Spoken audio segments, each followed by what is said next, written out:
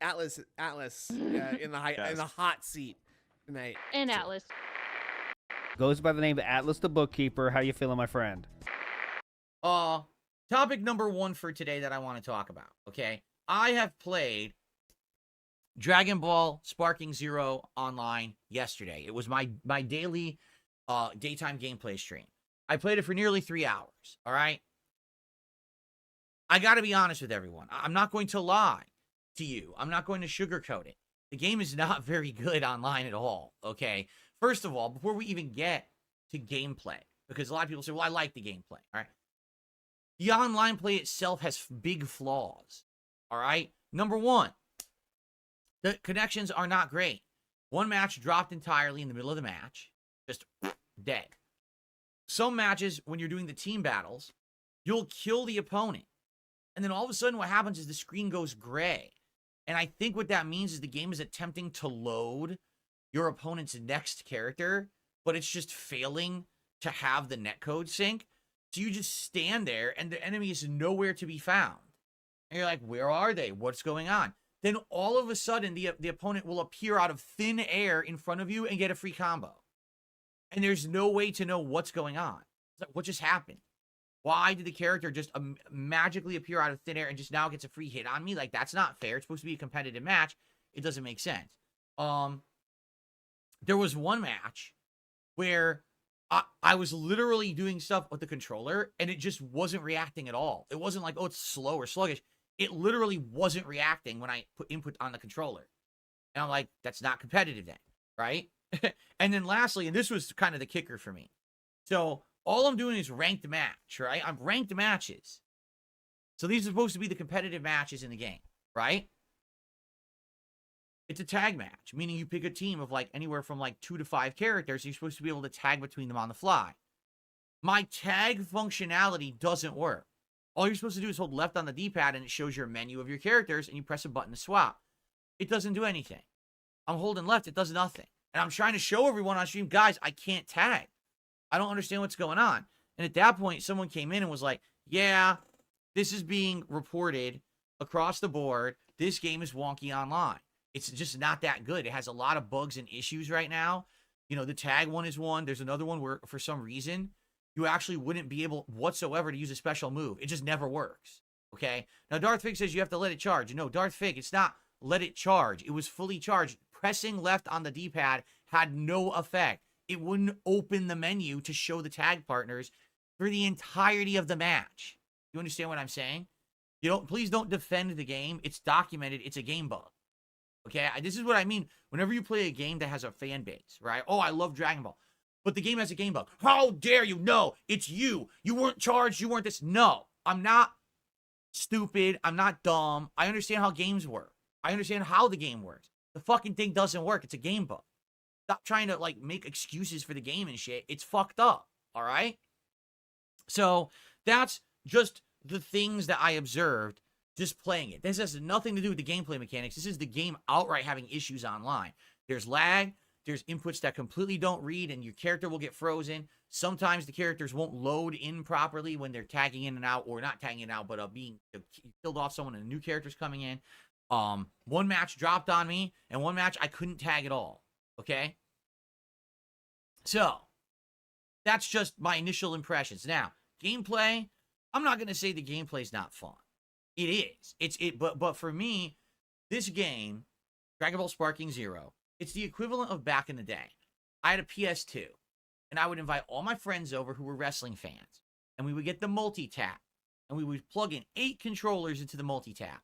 We would stand there doing the Royal Rumble matches or 4-man elimination matches, and we would have created characters, and we would just fuck around playing these awesome matches, talking shit to each other, having a good time. It was fun as hell.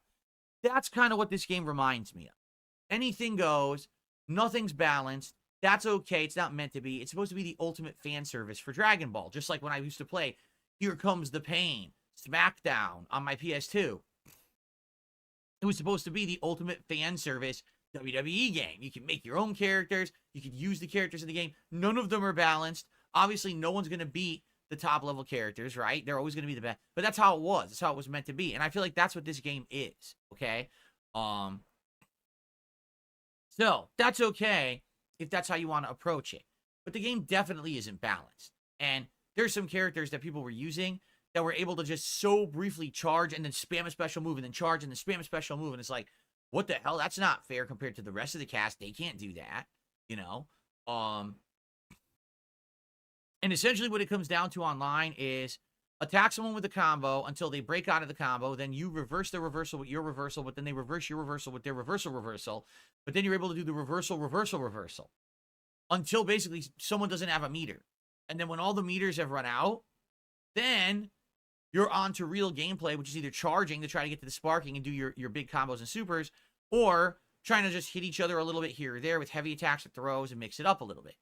But it's not anything too crazy complex at all.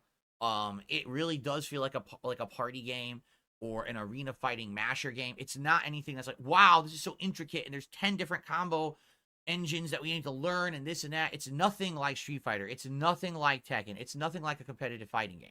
Okay?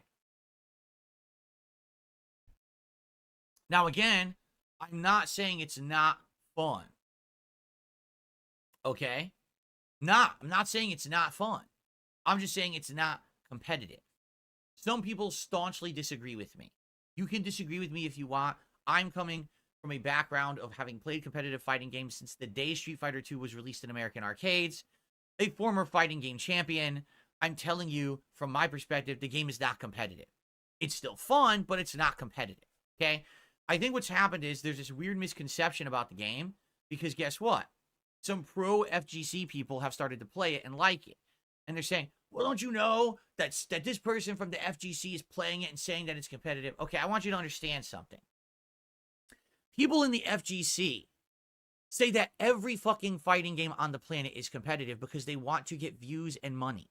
I don't know how you haven't figured this out yet. They were saying that game, what was it, Rumble City? Where it was a bunch of wrestlers bouncing around an open world city. It was free to play. It was terrible. No one liked it. But the FGC were saying it was good. The game went out of business in like 6 months. You know, they say everything is good. Every fucking game is good to them. Because when a game is hot and popular, and especially a game like Dragon Ball Sparking Zero, this game has a giant fan base because people love Dragon Ball, right? And rightly so. Dragon Ball's fun. I love Dragon Ball, right? But then, oh, well, a lot of people bought it. What do you think the FGC is going to say? Oh, this game is trash? No. They're going to say this game's great so they can play it on their streams. They can get views and money. They can look for sponsorship opportunities. What do you think they're doing it for? Like, this is not like groundbreaking stuff, but some people treat it like it is. Like they haven't figured this out yet. They've literally said this about every fucking game with combat in it for the last 5 years since money became a big thing in the FGC, and you can't figure out why they would say that this game is competitive. You know, again, it's so bizarre. Beaston, okay, he says, so if you say it's not competitive as a former FGC champion, we should listen, but a former FGC says it's competitive, we shouldn't listen? You should listen to the person that has absolutely no vested interest in your reaction, right? If you play this game or not, I don't care. I'm telling you, I like the game. I think the graphics are great. I think that the lore of playing through the single player and having alternate choices, that's really good. I think having an insanely huge cast of characters is good. The party game aspect of it is great. But I'm telling you, it's not competitive. You don't have to believe me. But here's the deal. It doesn't matter if you believe me, but if you believe the FGC player who says it's competitive and you run out and you buy it to play it as a competitive game, guess who benefited? They did. Because now you watch their streams. Maybe they're going to get a sponsorship deal. Do you get it? I have nothing to gain to lie about this game. Why would I? I don't benefit anything by lying about Dragon Ball Sparking Zero. It just doesn't make sense that you would accuse me of being facetious, or not facetious, but disingenuous about it. Why would I be? Why? It doesn't even make any sense. You would rather believe the person who has everything to gain if you believe that the game is competitively good than the person who has nothing to gain by telling you that it's not competitively good. Then that's your decision to make, Beaston, and anyone else out there. If you, well, Darkside Phil doesn't know what he's talking about. Fine. We'll believe those people. That's okay. It's up to you to believe whose opinions you believe in or not. If there's someone else who's having a good time with the game and thinks it's competitive and you want to believe them, you can. I'm telling you, I played it yesterday. And I did not have fun with the competitive nature of it at all. It doesn't seem competitive at all. This is the kind of game, like I said, I would have friends over and we would talk shit. Yeah, my fucking Krillin's gonna beat your fucking Piccolo's ass. Oh yeah, well I got a pocket Janemba. And then you fucking throw out these characters. You just have fun, a silly game. And that's good. And there's definitely a place in the market for a game like this. There's a huge place in the market because we haven't had consistent Dragon Ball content in a long time. And this one has everything in one. So why not enjoy it for what it is? But then please respect my opinion. If you don't believe my opinion, that's okay. But respect it at least. Understand where I'm coming from. I have many, many years of competitive experience, and I'm telling you from my experience, this game is not good as a competitive game. All right? So that being said, after having played it yesterday, I'm not playing it again online. I'm just not. All right? I didn't have fun with it at all. It was too much mashing, too many fucking issues with the online play. Like, that's enough of that. So if I play it again, which I might later this week, I want to do more of the single-player campaign with the various different characters. Like, for example, Vegeta, I would like to see what role he actually had in Dragon Ball Super, which I don't know. I would like to see, I heard that Piccolo had like a resurgence at the end of the plot lines too. Apparently he had like a Super Piccolo plot line or something, right? I don't know. I would love to figure this stuff out. So, yeah, like, that's what we need to do that. But that's up to you guys. You let me know later in the week if you want that or not, all right? I'd be down for going back to the single-player content game. So there you have it. I didn't like it online. It's up to you. If you want to see it again, let me know. And please don't take offense. Again, if you like the game, go for it. I do like the game. I'm not in love with it. To me, it's not competitive.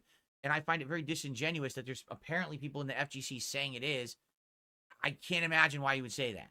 Really, I can't. Like, comparing it to other fighting games, it's like not even close to having any kind of a competitive nature in this game engine. Okay. Reason says, I don't think it's competitive to be fair, but I think it's the best Dragon Ball game ever made. There you go.